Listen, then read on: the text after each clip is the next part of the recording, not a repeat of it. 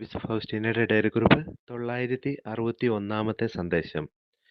ഓരോ ആത്മാവിനും കൂടുതൽ നൽകുന്നതാണ് കുറച്ച് നൽകുന്നതിനേക്കാൾ എനിക്ക് എളുപ്പം.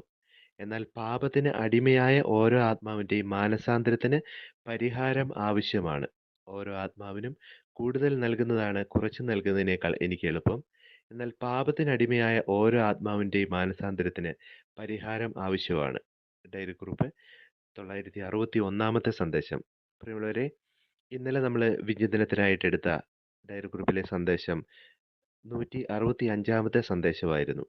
ഈശോ പറയുകയാണ്, എന്നെ സന്തോഷിപ്പിക്കണമെന്ന് നീ ആഗ്രഹിക്കുമ്പോഴെല്ലാം എൻ്റെ അതിശക്തവും അത്യഗാധവുമായ കരുണയെപ്പറ്റി ലോകത്തോട് പറയുക. ദൈവത്തിൻ്റെ കരുണയെപ്പറ്റി നമ്മൾ സംസാരിക്കുമ്പോൾ അത് ശ്രവിക്കുന്ന ആത്മാവ് അവിടുത്തെ കരുണയിൽ ശരണപ്പെട്ടാൽ ആ ആത്മാവ് ഒരിക്കലും നശിച്ചു പോകുകയില്ല എന്ന് ഈശോയുടെ വാഗ്ദാനമാണ്. എന്നാൽ ഇന്നത്തെ സന്ദേശത്തിൽ നമ്മൾ കാണുകയാണ്, പാപികളുടെ മാനസാന്തരത്തിന്, അതായത് പാപത്തിന് അടിമയായ ഓരോ ആത്മാവിൻ്റെയും മാനസാന്തരത്തിന് പരിഹാരവും ആവശ്യമാണ്. എന്നാൽ മനുഷ്യവംശം എത്രമാത്രം പരിഹാരം ചെയ്തിട്ടും ദൈവത്തോട് പറയുകയാണ്, ഞങ്ങൾ ഇത്രമാത്രം പരിഹാരം ചെയ്യുന്നു, അതിൻ്റെ വിലയായിട്ട് അങ്ങ് ഇങ്ങനെയുള്ള ആത്മാക്കളെ രക്ഷപ്പെടുത്തണമേ, പാപികളെ രക്ഷപ്പെടുത്തണമേ എന്ന് ചോദിക്കുമ്പോൾ, എന്ന് പറയുമ്പോൾ അതിലൊരു വലിയ തെറ്റും കടന്നു വന്നിട്ടുണ്ട്. കാരണം നമ്മുടെ പരിഹാരം കൊണ്ടല്ല ഒരാത്മാവും രക്ഷപ്പെടുക, മറിച്ച് ദൈവത്തിൻ്റെ കരുണയാലാണ് ഓരോ ആത്മാവും രക്ഷ പ്രാപിക്കുക. കർത്താവിൻ്റെ ദയയാണ് എല്ലാത്തിനും നിദാനമെന്ന് തിരുവചനം നമ്മളെ ഓർമ്മപ്പെടുത്തുന്നുണ്ട്. അങ്ങനെയെങ്കിൽ മനുഷ്യൻ്റെ സൽപ്രവൃത്തികൾ കൊണ്ട് എന്താണ് ഫലം? നമ്മുടെ സൽപ്രവൃത്തികൾ, നമ്മുടെ പരിത്യാഗ പ്രവൃത്തികൾ, ഇതെല്ലാം ദൈവം നമുക്ക് വേണ്ടി ഒരുക്കിയ പദ്ധതിയിലേക്ക് നമ്മളെ ചേർത്ത് നിർത്തുകയാണ്. മറ്റുള്ളവന് വേണ്ടി നമ്മൾ സ്നേഹിച്ചുകൊണ്ട് ആ രക്ഷ നേടുന്നതിന് വേണ്ടി അവൻ തിരസ്കരിച്ച വഴികൾക്ക് കൂടി പരിഹാരം ചെയ്യാനായിട്ട് നമ്മളെ തന്നെ നമ്മൾ വിട്ടുകൊടുക്കുകയാണ്.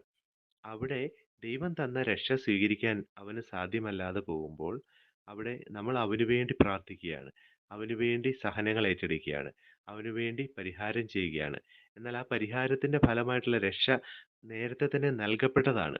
ഇവിടെ രക്ഷ നൽകുവാൻ വേണ്ടി ശക്തി പ്രകടിപ്പിക്കുകയോ അല്ലെ കരുണ പ്രകടിപ്പിക്കുകയോ അല്ല ചെയ്യുന്നത്, മറിച്ച് ദൈവം ദാനമായിട്ട് നൽകിയ രക്ഷ, അവിടുത്തെ കരുണയാൽ നൽകിയ രക്ഷ, അത് സ്വീകരിക്കാൻ ദൈവം എല്ലാവർക്കും ഒരുപോലെ അത് നൽകിയിട്ടുണ്ട്. അതുകൊണ്ടാണ് എന്നേക്കുമുള്ള ഏകബലി എന്നൊക്കെ നമ്മൾ വിശുദ്ധ ബലിയെ, ഈശോയുടെ ജീവിതത്തെ പൂർണ്ണമായിട്ട് മനസ്സിലാക്കുക.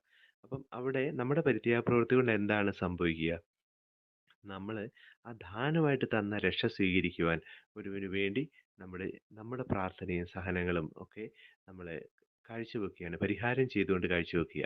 അവൻ്റെ സന്തോഷത്തിലും സംതൃപ്തിയിലും അവൻ്റെ ലഹരിയിലും ഒക്കെ അവൻ തള്ളിപ്പറഞ്ഞ് ദൈവത്തിന് പരിഹാരമായി എൻ്റെ സഹനത്തിലും എൻ്റെ വേദനകളിലും ഒക്കെ ഞാൻ അവന് വേണ്ടി കൂടി പരിഹാരം ചെയ്യുകയാണ്. അപ്പോഴെന്താ സംഭവിക്കുക? ദാനമായിട്ട് തന്നതിനെ മനുഷ്യൻ സൃഷ്ടിക്കുന്നതല്ല രക്ഷ, മനുഷ്യൻ നിർമ്മിക്കുന്നതല്ല രക്ഷ, മറിച്ച് അത് സ്വീകരിക്കാൻ സന്മനസ്സ് കാണിക്കാത്തവന് ഞാൻ ഒരു പരിഹാരം ചെയ്യുമ്പോൾ അത് സ്നേഹത്തിൻ്റെയും കരുണയുടെയും പ്രവൃത്തിയായിട്ട് മാറുക. കരുണയുള്ളവർ ഭാഗ്യവാന്മാർ, അവർക്ക് കരുണ ലഭിക്കും എന്ന് ഈശോ പറയുന്നതിൻ്റെ അർത്ഥവും അതാണ്. എന്നാൽ രക്ഷയിലേക്ക് നമ്മൾ കടന്നു വരുന്നത് ഈശോയുടെ വില കൊണ്ടാണ് താനും. ആ ഒരു ഫ്രീ ഗിഫ്റ്റ്, ആ ദാനം, വില മനുഷ്യന് സ്വീകരിക്കാൻ പറ്റാത്തതല്ല, മനുഷ്യൻ തള്ളിക്കളയുന്ന ആ ദാനം, ദൈവത്തിൻ്റെ ഫ്രീ ഗിഫ്റ്റ്, രക്ഷ, നിത്യരക്ഷ, നിത്യജീവൻ, അതിനു വേണ്ടിയിട്ട് അത് സ്വീകരിക്കാൻ പറ്റാത്തവൻ ഏതൊക്കെ പാപങ്ങൾക്ക് പരിഹാരം ആവശ്യമുണ്ടോ അവനത് ചെയ്യുന്നില്ലെങ്കിലും ഞാനത് ചെയ്യാനായിട്ട് സന്നദ്ധമാവുക. പക്ഷെ അവിടെ അതിനും പരിമിതികളുണ്ട്. മനുഷ്യൻ ഒരിക്കലും മറ്റൊരാൾക്ക് പരിഹാരമായി തീരാൻ സാധിക്കുകയില്ല. അപ്പോൾ അവിടെ എന്താ സംഭവിക്കുക? അവിടുത്തെ കരുണ നമ്മൾ പ്രഘോഷിക്കുക. മനുഷ്യൻ്റെ അപൂർണതകളിൽ ദൈവത്തിൻ്റെ കരുണ എല്ലാറ്റിനെയും പരിഹരിക്കുന്നു. ഈശോയോട് പറയാം, ഈശോയെ, ലോകം മുഴുവന് വേണ്ടിയും ഞാൻ അങ്ങയിൽ ശരണപ്പെടുന്നു. നമ്മുടെ കർത്താവ് ഈശോ മിശിഹായുടെ കൃപയും പിതാവായ ദൈവത്തിൻ്റെ സ്നേഹവും പരിശുദ്ധാത്മാവിൻ്റെ സഹവാസവും നാം എല്ലാവരോടും കൂടെ ഉണ്ടായിരിക്കട്ടെ, ഇപ്പോഴും എപ്പോഴും എന്നേക്കും.